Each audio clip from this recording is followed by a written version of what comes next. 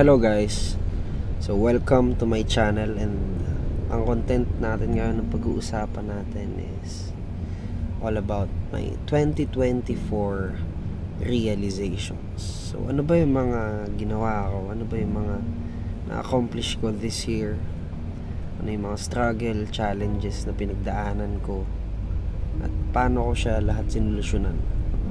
So magsimula tayo, Quarter 1 ng 2024, it was one of our best months. Bakit? Kasi tanda ko nun, that was January, February, March. Sobrang boom talaga ni KCO, as in. So, international clients are starting to inquire.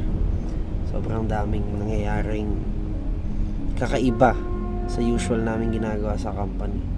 So, at first, ang naging problem, syempre, tao. Nagkaroon ako ng mga problema nun sa tao, sa processes, sa systems ng business. Tapos, ang taas ng sales. Nag-gross revenue kami that month ng around 20 million plus monthly. So, ganun kalaki yung nangyayaring sales nun. And we have to keep up. Kailangan, kapag ganun kasi kalaki ang nagiging growth ng company, para sa akin, ang taas ng pressure. So, pumapasok agad yung pressure. And with that, nagkakaroon din ako ng standard na mataas sa mga tao ko. Meaning, medyo napapagalitan sila, nagiging stricto ako, ginagawa ko ng sobrang strict ang lahat ng tasks. Kaya, nagkaroon ako ng malaking standards, and doon na-realize ko na if you want your company to grow, kailangan talaga your people grow also. Kailangan they are willing to grow. So, anong nangyari nun? Syempre, there are some na mga kasama mo on your business or may mga empleyado ka na hindi masyadong makakasabay sa growth ng company. And doon nagsimula na magkaroon ako ng konting challenges. So, isa yun sa mga biggest challenges ko na halos quarter 3 ko na nasolusyonan. We started it, nagsimula ako paano ko sinulusyonan yung tao. I asked my mentors. Nagtanong ako, sumama ako sa mga leadership webinars. Hinanap ko yung sagot sa kung paano pa mag-grow ang company. Hinanap ko yung sagot sa kung paano pa makakasabay ang company sa deserve na growth nito or sa tinatamasa nitong growth. Like, how are we going to keep up with this kind of development? Ang naging sagot ay tao. So, paano? Anong tao? Hindi ko pa din siya fully ma-process. Like, kailangan ba mag-hire ng professionals? Kailangan ba sobrang gagaling ng tao ko? Kailangan ba may mga degree? Kailangan ba mataas ang experience? Hinanap ko yung sagot na yun for a really long time. Kasi nga gusto ko yung system ng business, from each department, accounting, from operations, from marketing, from sales. Gusto ko as in maganda lahat. So how am I going to do it? Yun yung hinanap kong sagot. And for those months, nag-aaral ako. I'm studying each department kung paano palalakasin, paano pagagandahin, ano pa ang mga kailangan ayusin. Tapos hanggang sa nakilala ko itong IM Plus Coaching. Sila Coach Migs, Coach Russ, si Boss RDR. Then umattend ako sa isang event yun, natatandaan ko, isang event yun na they teach your people or they teach people how to become self-managed. Ibig sabihin, kapag naturuan ng self-management ang mga tao, makukuha nila yung performance na gusto talaga nilang ibigay sa company. Meaning, magkakaroon sila ng kusang loob, hindi mo sila i-micromanage, magkakaroon ng iba't ibang klaseng processes and systems sa business or sa workplace na makakatulong sa growth ng company. And isa yun sa naging malaking tulong talaga para sa akin. So, mula nung ginawa namin yun, umattend ako noon, IM Plus Coaching. And then after that, pina-attend ko naman yung mga kasama ko, yung mga employees ko, yung core team namin, we attended it. And super laking help talaga, as in. Isa yun sa pinakamalaking na-achieve ko this year, na mabago ko yung iba't ibang klaseng bad habits ng mga employees, na maayos ko yung work ethics nila, na maayos ko yung mindset nila. And nung nangyari yun, of course, naging self-managed na sila. Gumagalaw na sila mag-isa, nagagawa na nila ang dapat, tinatapos nila ang trabaho. Ang laki na nagbago sa company. So, dun ko na-realize na if you really want to succeed, kailangan unahin mo muna yung mga tao mo. Because sila yung mag-aalaga sa negosyo mo later on kapag inalagaan mo sila. So, isa yun sa mga bagay na mula ngayon, I really take it serious. Sineseryoso ko na when it comes to handling people and managing people. Every week, we do accountability meetings para each person, each key person, alam nila kung ano yung mga tama nilang ginawa, mga dapat nilang improve. And every end of the quarter, ang ginagawa namin, nag-end quarter meeting kami, which is pinag-uusapan namin kung ano yung mga dapat i-improve sa company. Qualitative analysis, quantitative analysis, yung mga ganyan, SWOT analysis, iba't ibang klase. So, yung mga ganong klase ng meetings really helps us to keep up, to improve, and syempre, para mas mag-grow pa yung company. So, ang natutunan ko dun ito. For the longest time, na gusto kong solusyonan yung problema na yun. Yung problema sa tao, problema sa pressure na hindi maka-keep up mga tao sa company, sa nagiging growth ng company. Kasi syempre, as a CEO, as a businessman, meron kang malaking vision para sa company mo. Na tingin mo, ikaw lang yung may ganong vision. And you want people also around you na magkaroon din ng ganong vision. Or magkaroon ng ganong accountability. Kaso, hindi naman pwedeng mangyari agad yun. Why? Kasi negosyo mo yan. Tama? Negosyo natin to. So, they are just working, of course, for their own life. And not just for the business. Pero natutunan ko na hindi pala ganun. Posible pala na ang mga tao mo really working hard for the business. Kasi may isip nila na in the future, dadating ang panahon that they will become business partners. If they improve, if they did everything na dapat nilang gawin, for sure, kaya na at the back of their mind, maipasok ng management or ng CEO na you guys are a part of this. So, posible pala yun that they are not just working for money. They are working for their future. They are working for the craft, the passion to build a really good company and make the workplace a better place. So, natutunan ko na that's possible, number one. Pangalawa, nakita ko ng posible yun, pumasok na ang automation.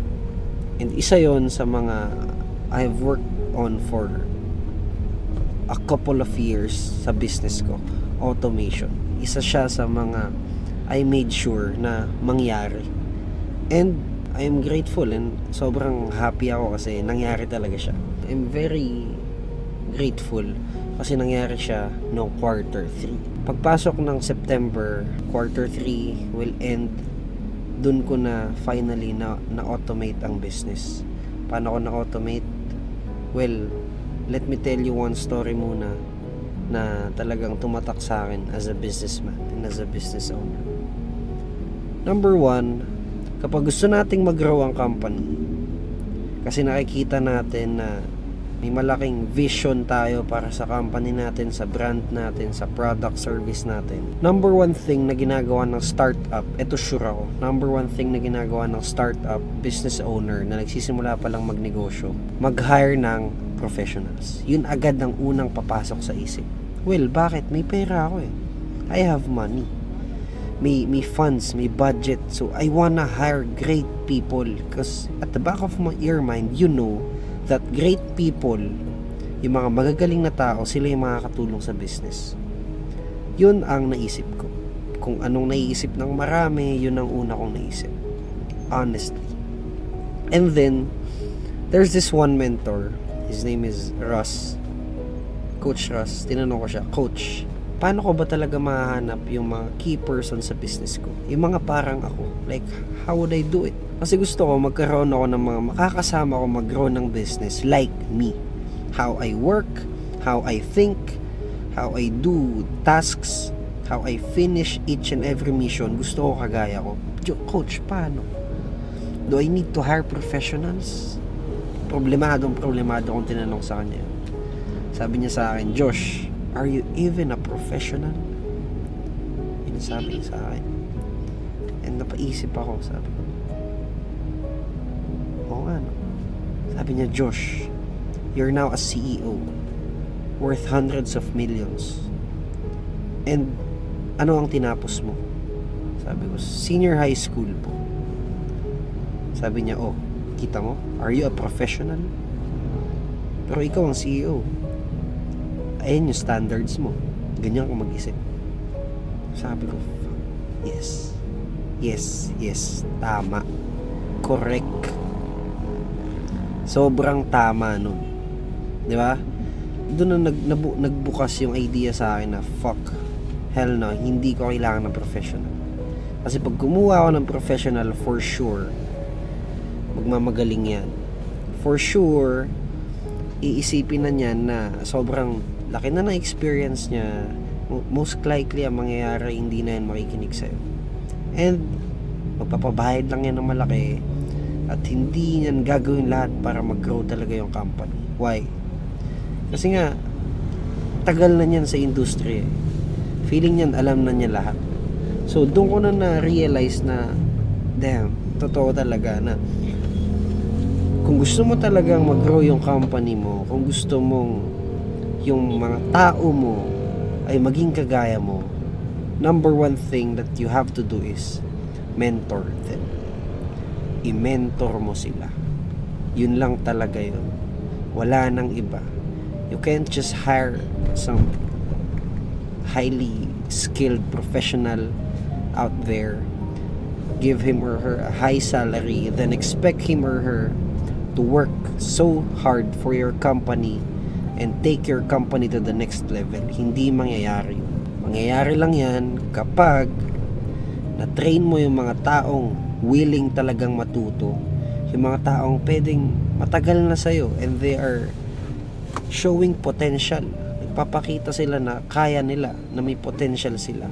Sila yung mga tao na dapat tinuturuan mo at binibigyan mo ng opportunity para mag-grow and para mag-grow nila ang business. Yun yung ginawa ko. Sinimulan ko ng magturo talaga. Magturo, weekly meetings, daily, I go to work, I teach everyone, I teach my supervisors, my key persons. Tinuruan ko sila paano mag-isip, paano gumalaw, ano ang dapat gawin sa ganitong problema, sa ganitong challenges. At syempre, hindi ko sila minicromanage. Binigyan ko sila ng game plan, hinayaan ko silang matapos nila ang plano, hinayaan ko silang i-take kung ano man ang deserve nila, hinayaan ko sila na maramdaman or maranasan yung mga setbacks, and I gave them full responsibility sa lahat ng mga ginagawa nila. So they are now accountable. And mula na naging accountable yung mga tao sa business, dun ko na naramdaman na finally, I have automated my business. Na-automate ko na siya. Si KCO, si Mohica Ventures is now automated. How did it happen? Just through mentorship, through those accountability meetings weekly, through those people knowing that when they fuck up, they fuck up. At kailangan okay lang sa kanila to take the consequences. And dapat makita nila na once may tama silang ginawa, they are rewarded sila sa business na to because they are part of the business. They are part of the growth and the development. So when they grow, the process grow, the systems grow, and the company also grows. So isa yon sa mga very important lesson and very important mission na nagawa ko this 2024, na mahanap ko yung sagot sa kung paano ba talaga mag-grow ng company. Mahanap ko yung sagot sa paano ba talaga ma-automate ang isang business. And 4 years businessman, masaya pa rin ako na kahit ngayon ko lang to nalaman, 4th year ng business, okay lang. Kasi it is really worth it. And now, sobrang laki na ng binibigay na resulta ng ginagawa namin and ng naging system namin para sa daily processes and daily living namin as business owners. Kagaya ko, I now live in Manila. Dito na ako nakatira sa BGC. So, hindi na ako madalas nasa planta. Hindi na ako madalas kailangan doon. I only work online. So, remotely lang kami palagi. Voice message lang. Hindi na kailangan ng maraming kung ano-ano. Hindi ko na kailangan problemahan yung mga maliliit na problema. Susolusyonan siya ng kusa. Ang binibigay ko lang sa kanila, mission. Binibigay ko lang sa kanila, reward, compliments. Ang binibigay ko lang sa kanila, lesson.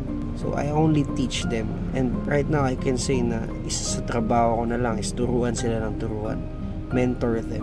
Coach them. And ako, ang trabaho ko na lang sa sarili ko, learn more. Matuto pa ako ng matuto para ang company ko ay mag-grow. Bakit? Kailangan matuto lang ako, mag-grow na yung company. There are now few people na tumatrabaho and mag-i-implement ng lahat ng natututunan ko. So, ano na lang gagawin ko?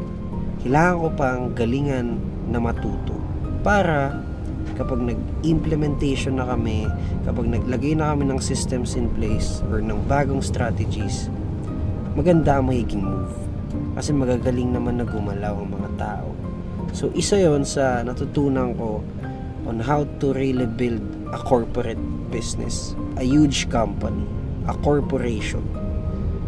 Automation talaga ang sagot sa lahat. Automation. And gusto kong sabihin sa inyo na why don't you try it also? Try to automate your business. Diba? In each department, try nyo, work on nyo. Isa-isa yan. Marketing, finance, operations, logistics, sales team nyo. You do that, maplansya nyo isa-isa, finally, masasabi nyo na automate nyo ang business and masasabi ko sa inyo, you'll get a lot of free time. You'll have a very peaceful and purposeful company na nagpo-prosper alone. And it can stand alone. It can stand firm even with all of those challenges that you may face in the future. So, para sa akin, masarap siyang ipagmalaki kapag automated ang business. Magugulat na lang yung mga kaibigan mo, yung mga business partner mo. Any invitation, any event, you're there. You can do a lot of stuff. Do your thing. Now I can focus on my personal brand. Now I can focus on just marketing alone. Now I can focus on traveling. Nakapag-travel na ako, imagine. Kaya, again, back to the story. September, same month, pumunta agad ako 3 bansa. Sunod-sunod. Imagine, sa sobrang saya ko, sa sobrang ganda na nangyayari sa company. Nakaalis ako ng Pilipinas for a month straight. First week ko Thailand, second week Hong Kong, third week to fourth week Japan. So yun ang fruits of having an automated business. Yun ang perks niya. You can do whatever you want, anytime you want, whenever you want, wherever you are. And you can just work on your business remotely because there are people that you can rely on. And there are people who is doing a great job on your business and is rewarded with. Napakahalaga. So, isa yun sa masasabi kong it has paid off really well. And isa yun sa mga bagay na tuwang-tuwa akong nagawa ko sa business this year, this 2024. Very few, yun lang naman. From January to March, I was bashed online. We have converted it into positivity. Na-convert naman natin. Nagkaroon tayo ng fans. Nag-start tayo mag-vlog. And then, nagkaroon tayo ng konting subscribers. Tapos, after nun, nagka-problem sa business. People. We want people to grow. Nasolusyonan natin through the help of other people better than us. Shout out to Coach Migs, Coach Russ, Coach Leo, Coach Melo for doing a great job and helping me make my company really aligned with our vision, with our huge goal, and it was really a great experience. Sobrang sarap matuto, sobrang sarap makita yung mga tao mo, people around you doing better than before.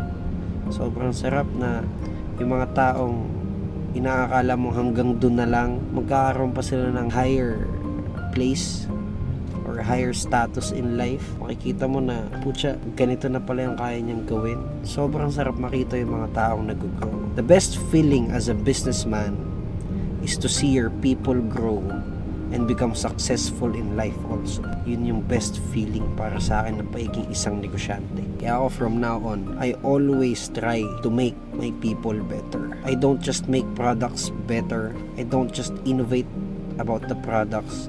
I don't just make marketing better. I don't just put money into ads for a budget. No, I grow people. And that is my top number one priority. I wanna grow my people for them to become the best versions of their selves, and for them to really prove what they are worth of, and for them to deserve a really good life. Yun talaga. So yes, that's quarter 1, 2, 3 of 2024. All about people, all about automation. And isa yun sa mga pinakamalaking natutunan ko as a businessman or as an entrepreneur. So let's move to quarter 4. Ngayong quarter 4. I made a book and sinulat namin siya for a year. Natapos siya noong quarter 3. Na-release ko siya last December 8 and we had an event sa SMX Convention Center, Manila. It was a full-packed event. 650 people lang yung kasya sa SMX. Nagawa nating 900 people. Siksikan. May thousands pa sa Zoom. So, ang na-realize ko this quarter 4 is, alam nyo kung ano yung isipin mo kaya mo, yun talaga yung mangyayari. Wala nang iba. Kung ano yung isipin mo kaya mo, yun yung kaya mong magawa. Ako pa naman, I always think highly of myself, not in a bad way. In other term, lagi akong connected sa higher self ko. Connected ako sa kung anong mga kaya kong magawa. Connected ako sa kung anong mga tingin kong mahirap gawin pero alam kong kaya kong gawin. I always have this mindset where if it's hard, dyan ako. Kung mahirap yan ang gusto ko. Yan ang gagawin ko. Kung hindi mo kayang gawin, ako kaya kong gawin. Always, I have that mindset. And I think yun yung being competitive. Competitiveness. And isa yun sa competitive advantage kapag ganun ang mindset mo.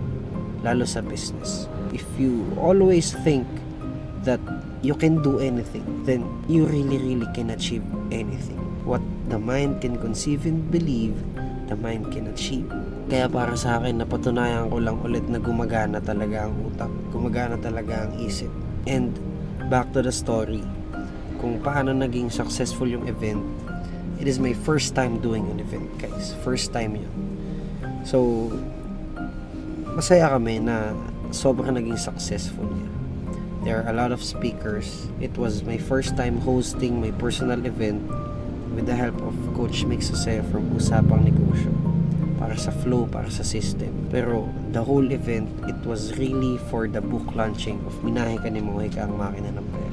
And natandaan ko dati, nasabi ko lang na gusto kong magkaroon ng libro. Sabi ko, sana dumating yung araw na gumanda ang story ng buhay ko at pwede ko na siyang isulat sa libro para madaming taong matuto, para madami ako ma-inspire. At hindi ko na namalayan na nangyari na pala. Kaya isa yun sa mga bagay na I'm proud of this 2024, na to become proud of yourself again.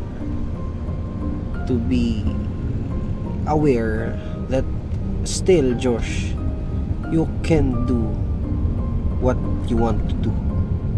Still, Josh, you can achieve things that seems impossible before. That seems hard to do before. And nagbigay siya sa akin ng really high energy and confidence para gumawa pa ng mas malalaki pa. Gumawa pa ng mas malulupit pa. Why? Kasi there's this certain high of energy or aura na ibibigay sa'yo ng universe when you achieve things. Nangyayari yan at mangyayari yan palagi sa'yo. Lalo na when you level up in life. Pag yung mga achievements mo nagle-level up din, tataas talaga ng tataas yung aura mo. Kaya kung isipin mo, ano na lang ang confidence kaya ni Senator Manny Pacquiao pagdating sa boxing? Diba? Ano kaya ang confidence niya na? Damn, siguro sobra yung confidence nun. Like kahit sino siguro makipagsuntukan dun. Okay lang, diba? Okay lang, G siya, parang ganun. So, kung marami ka ng challenges na na-accomplish, marami ka ng impossible mission na na-accomplish, marami ka ng problemang nasolusyonan, kung marami ka ng na-prove sa sarili mo na kaya mong gawin yan, tingin mo, after all of those achievements in life, tingin mo, sino ka na kaya? Ano na kayang mentality mo? Gaano ka na kaya ka tough? Gaano ka na kaya kalakas? Diba? So, what I'm telling is, with achieving things, with trying to do the impossible things, that's where you really, really grow. And that's where you build the confidence to become the best version of you. And if you're aware that you have that confidence, that you have that skill, you have that kind of capability that you can achieve hard things, you can achieve anything, you can achieve a lot of achievements in life. For sure, aangat ng aangat talaga yung aura mo. And yun yung sinasabi ko na nangyari sa akin after ko ma-finish yung big event na yun. And after I finished the book, I launched the book, yun yung naramdaman ko. Really, just me, just a 20-year-old guy na galing sa isang mahirap na pamilya before, na ngayon nagsasalita sa maraming tao, nagsasalita sa 800 na tao, may sariling event, nagsulat ng libro sa SMX Panag-event, first ever sa SMX Panag-event. So, nakita ko talaga na posible, and na-realize ko na kung ano lang yung sabihin mong gawin mo lang, magagawa mo talaga. Kasi ako 5, 6, 7 years ago, I told myself when I was in high school, sabi ko, gusto ko magsulat ng libro, gusto ko magsalita sa maraming tao, I wanna inspire, I wanna become successful. So a lot of young people, a lot of youth would be inspired about my life story, about sa kung paano ako tumrabaho. And ngayon, hindi ko na namalayan, nangyayari na pala. And marami nagtatanong sa akin kung, Josh, ever ba na-imagine mo na mangyayari sa'yo? Josh, have you ever imagined that all of those achievements, all of those things na natatamasa mo sa buhay, na-imagine mo ba ever na mangyayari yan sa'yo? Alam niyo po ang totoo? Gusto niyo ng katotohanan? Yes, of course. Na-imagine ko na to noon pa. Kaya nga nangyari. So, I can really say na nakikita ko na yung bunga ng mga tinanim namin last year. For the past 2 to 3 years ng pagtatanim, ito na yung mga bunga nun. Kaya, as 2024 ends, I just wanna have a little time to recap everything para balikan lahat ng mga nagawa, so that 2025, mas clear ang vision, mas alam natin kung ano yung mga tama nating ginawa, we double it up, triple it up, 10x natin yung mga tama, alisin natin yung mga mali, huwag na natin ulitin. And of course, for 2025, we do it all over again, every time, every goddamn minute. We work hard, and we never stop. For me, hanggat buhay ako, hanggat nandito ako sa mundo, I will work for my dreams and for my business. I will never stop. No one can stop me. We're all the way up. Totoo. Real talk yun. Mapapaisip ka din talaga eh. Like, how far do you want to go? Well, tingin mo, when you earn millions, you stop there? Tingin mo, pag na-reach mo ang 10 million mark, you stop there? You really think na kaya mong gawin yun? Bakit may mga billionaires, di ba? Bakit ang daming mas nagtatrabaho pa rin kahit ang tatanda ng mga bilyonaryo na? So, para sa akin, may limit kung anong lifestyle talaga yung kaya mong magawa. May limit dyan. I mean, not limit na hanggang dito ka lang, hindi. Magkakaroon ka for sure ng para sa'yo, okay na ako sa ganitong lifestyle. Gets nyo? So, ito na yung limit ko. I won't go beyond, hindi ko na gusto. Pwedeng ganun eh. Pero kung you're really ambitious and gusto mo todo talaga, well, you have no problem. Pero para sa akin, we always have a limit. Like, I only need 1 Porsche, 1 Rolls Royce, 1 G63, Kailangan ko lang ng isang jet, pwedeng ganun, isang yacht, okay na ako, di ba? Yun yung limit. So, beyond that, kapag na-achieve mo na lahat ng yan sa buhay, bakit ka pa magtatrabaho? Para saan pa? And I think, dito na papasok yung you are really working for a purpose na. When you've reached beyond that limit na nagagawa mo na lahat, buhay ka na, nakakain ka na, nakapag-travel ka na, okay na ang buhay ng pamilya, bayad na lahat ng bills, wala nang utang, okay na tayo, nabibili na ng lahat ang gusto nila, nakukuha na ang magandang medication, magandang health, good food, shelter, okay na. What you do beyond that, those things, is all for passion, all for a purpose. And I think most of us people have to find that, have to achieve that level na you're doing something for a purpose, for a bigger purpose, and not just for money. And ako gustong kong makarating doon. I really wanna go there. Like, I wanna see myself 10 to 15 years from now doing something and doing everything only for the purpose. Hindi ko alam kung anong purpose yun. Hindi ko alam kung anong ginagawa ko nun. Pero I want to see myself that I have already achieved everything that I want in life, all of my dreams and aspirations. As a young entrepreneur, alam kong masaya na si 8 years old na Josh. Nakuha na niya lahat ng pantasya niya sa buhay na kotse, na mansyon, na bahay, bansa, mapuntahan. Okay na siya dyan. Ang gusto ko naman makita is, sino ka after those things? Sino ka pagtapos yung mga bagay na yan? Kasi wala namang saysay ang lahat ng meron tayo. Alam niyo kung anong may saysay? Kung ano mas importante? Naging sino ka? Diba? What you have become is the most and very, very important thing when it comes to life. Hindi mahalaga yung kotse mo. Hindi mahalaga yung pera mo sa bangko.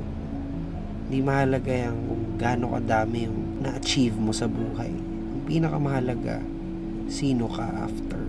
Ano ang naging papel mo sa mundo? Yun talaga yun. So, ako, I'm looking forward to it. And I will work my ass off for the rest of my life to achieve those things. Kung hindi natin magawa yun, wag na lang. Hindi pwede. Hindi pwedeng mag-fail. Hindi pwedeng tumigil tayo kasi mag-fail tayo pag gano'n. So, we just continue. Tuloy lang natin to. And ako ang payo ko sa inyo, in anything that you do, you continue. Tuloy lang. Huwag na huwag kayong titigil. Kasi pag tumigil kayo, you already failed. You lose already. Natalo ka na. So, kahit anong mangyari, you get up, feel that energy, get back to working for your dream life. Go back and work for your dream life.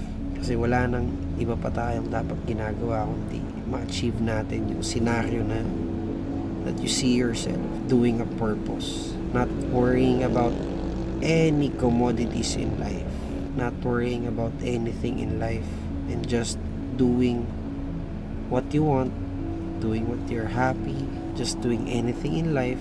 Ginagawa mo lang kung saan ka masaya. Kailangan mabot tayo sa point na yun. So, to wrap up this 2024 realizations, I want to leave you all a very, very quick message lang. To those of you that just starting out, kung may challenges kayo ngayon, kung nahihirapan kayo ngayon, you know what you gotta do? Ang kailangan nyo lang gawin, humakbang. Humakbang kayo ng humakbang.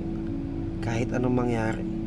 Bumangon ka dyan sa kama, humakbang ka, gawin mo ang lahat ng dapat mong gawin, and eventually, you'll see yourself, and you'll look back, and you see yourself na ang layo-layo mo na mas malayo ka na sa kung nasaan ka dati, na yung mga problema mo ngayon halos makalimutan mo na yung mga challenges na pinagdaanan mo halos tawanan mo na lang, because you know the key to life is really to just continue, stay alive, you know, just survive this kind of life. Ano man ang piliin mong buhay, just survive.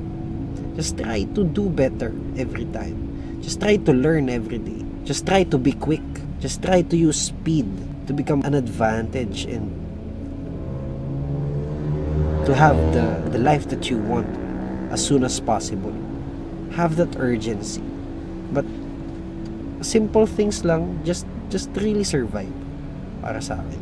And keep pushing until all of your dreams come true. Hanggang sa ang lahat ng mga minimithi nyo sa buhay, matupad nyo na. So this 2024, it was tough. There's challenges. Hindi ko masasabing the best year na for me, I think. And so far, I think 2023 is better. 2024, medyo nag-keep up lang tayo sa lahat ng mga nangyari. And it was tough. It was really tough. Pero I'm happy and grateful because I'm alive. My business is alive. My friends are still with me. And we're still working together. I'm still in love. My family is well fed. And we're still happy. We still travel every time. I still go to church. I still pray to God. And I'm still lucky. Tingin ko, swerte pa rin ako. Kasi at the age of 20, I have this. Kasi at the age of 20, I can do all of those things. Nagagawa ko pa rin yung mga gusto kong gawin. And with that, this video and the 2024 realizations comes to an end. Good night.